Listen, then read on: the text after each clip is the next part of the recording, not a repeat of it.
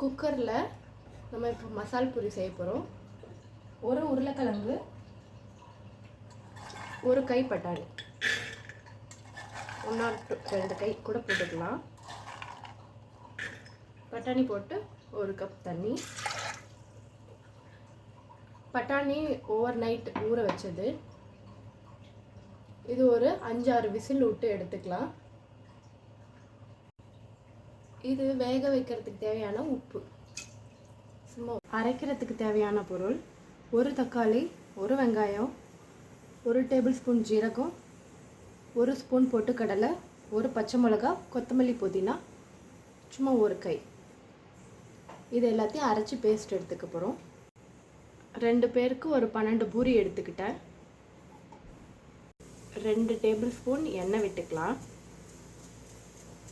இதில் இந்த அரைச்ச பேஸ்ட்டை ஆட் பண்ணிக்கலாம்.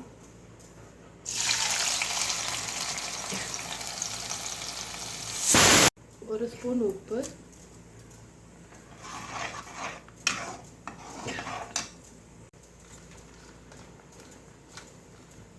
1 tablespoon chilli powder,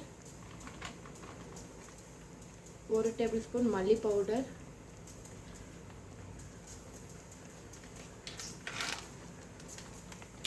1 tablespoon chaat masala.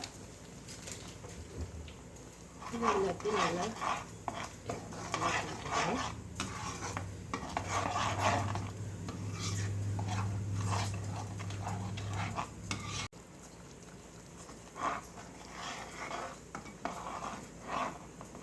இதில் வேக வச்ச அந்த பொட்டேட்டோவும் சுண்டலையும் போட்டுடலாம். போட்டு நல்லா ஒரு வதக்கி விட்டுடுவோம். கொஞ்சம் லைட்டாக ஸ்மாஷ் பண்ணிடுவோம்.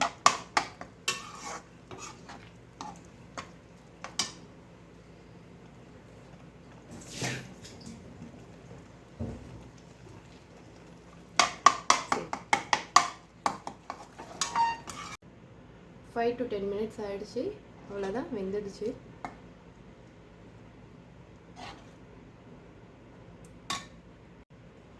இப்போ ஒரு பிளேட் எடுத்துக்கலாம்.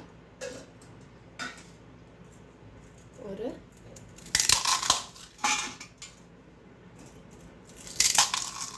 5-6 பானிபூரி. இப்போ இந்த மசாலாவை ஊற்றிடலாம்.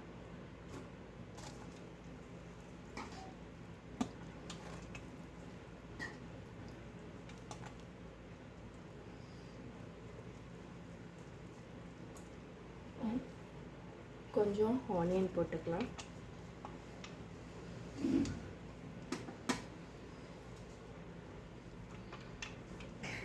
கிட்ட மிக்சர் இருந்துச்சுன்னா மிக்சர் கூட போட்டுக்கலாம். அவ்வளோதான், மசால் puri ready. Like, share, subscribe.